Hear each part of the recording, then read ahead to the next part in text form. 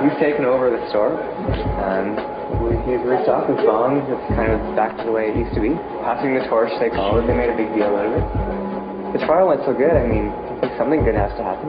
But I don't know, it's hard to say. I'm very surprised if something doesn't happen. If nothing came of this, I think that a lot of people would be really upset, obviously. It would just suck if nothing happened. I think at the very least it'll be decriminalized.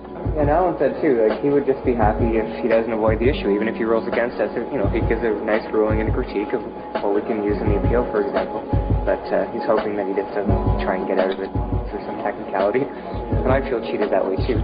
Even if I get off, I mean, I could have plea bargained months ago. I didn't want to. We want to see this resolved somehow.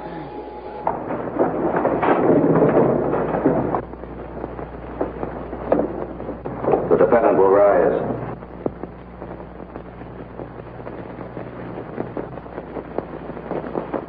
We find the defendant guilty. Is charged.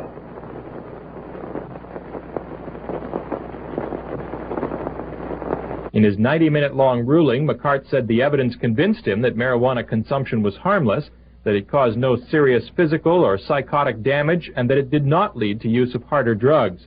But he also ruled that Parliament determines what is illegal and that the charges did not infringe on the defendant's right. Clay was found guilty of possession and trafficking, but was acquitted on a cultivation charge. He basically said I'm a criminal. Well, I'm certainly not a criminal, and I think in the minds of most people that's pretty obvious. So, and I'll prove that in the Court of Appeal and ultimately at the Supreme Court. If I want to smoke pot once a month or whatever, I'm certainly not a criminal. I don't engage in anything that would be a criminal. Sure. They offered me a deal today. Basically, I'll have to forfeit the inventory they seized, which is quite substantial. But all the new charges from December, which I think there's 5 or 6, they'll just lump them all together with the charges that I was convicted on today, and I'll get a $1,000 fine. You know, one-shot deal, everything else is forgotten. And they'll also cut Sarah loose, which is wonderful. I didn't really want her to be dragged through this for another 2 years like Jordan was. I'm just tired of the whole thing, to tell you the truth. I understand why Chris has done it, but it's been a drain on us, it's been a drain on him, it's been a drain on his health. I know he feels very, very strongly about it, and I'm sure he's going to carry it right through to the end. Cannabis is illegal in Canada, at least in part because we're signatory to a United Nations convention called the Single Convention on Narcotics. Nonsense. And this is one of the myths they tell you. Oh, international treaties? We are required to have stupid drug laws that criminalize people and don't work. It's written right in the, you know, the Single Convention. I mean, I've read the drug treaties. The drug treaties don't require us to have anything like the new legislation or anything close. Notwithstanding everything that's happened, broadly in this country, attitudes, at least to my eye, have not shifted sufficiently that we're going to move the yardsticks on something like the decriminalization of marijuana. I just don't think that social attitudes have made that shift. Maybe what shifted are the attitudes of the baby boomers. When I used to do television or radio shows 15 years ago and I talked about cannabis, the response was very negative from 80–90% of the callers or from the host on occasion. But today, it's very different. 80 or 90% of the people agree with what I'm saying. My view has become mainstream. That is that we should decriminalize possession of cannabis.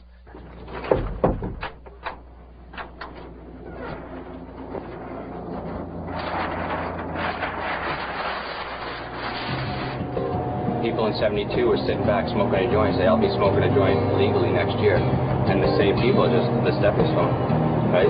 One's down, next one comes up, right? And sooner or later, like I said, things are going to have to change, right? People can only run from the truth for so long, right? So it's inevitable that things are going to go how we wanted them to go this time. It's obviously just going to take a little bit more. One thing that Chris's trial has done is I think at least it's got the thing out in the open and people are starting to talk about it.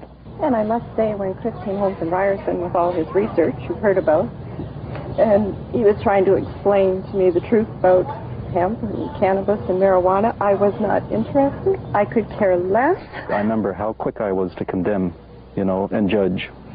And I think it's almost like I didn't deserve an opinion until I found out more about the issue. I started going through some of his research, and I got hooked. It was really fascinating. It was very, very interesting, and I learned a lot that I didn't know about. And then he taught me a lot. Essentially, what I said was that this is a matter for Parliament, not a matter for the courts. Do you think Parliament will ever deal with this? I think eventually they probably will. You know, they're the same as the Parliament of South Australia or the Capital Territory. I think that those places they acted because they became fully informed as to all the ramifications. So you think it's just a lack of information? Oh, I think it's a lack. To a large extent, it is. The results of my trial, I learned things that I'd never ever heard before. From the reading of my judgment, you can see that my attitude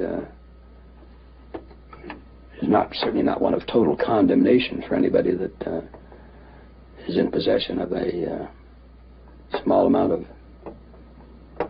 marijuana, but it can be harmful to young people. The controls that need to be in place are controls, in my view, that can only be imposed by Parliament, not by courts. Prohibition doesn't work. Does the public know that? No. Do the police ever bother to tell them that? No. Let's take the example of ultimate surveillance in our society, our prisons. There's not a prison in Canada where drugs are not readily available. If you can't stop drugs from entering and being used in a prison where people are under guard 24 hours a day, how in hell do you expect to be able to stop it in a country that's got thousands and thousands and thousands upon thousands of kilometers of coastline and borders and ports of entry? You can't. Unless you create such an abominable surveillance society that it would make George Orwell's 1984 look like a parlor game. There was support for Lynn Herrichie today as she made her way to London Police Headquarters. The 36-year-old mother of two suffers from multiple sclerosis and says marijuana is the only drug that eases her pain. She's now hoping to make the lawmakers understand. To do that, she attempted to light a marijuana cigarette on the steps of the police station and was immediately arrested. If they honestly believe that this is a crime, I hope they give me the maximum sentence, whatever it is.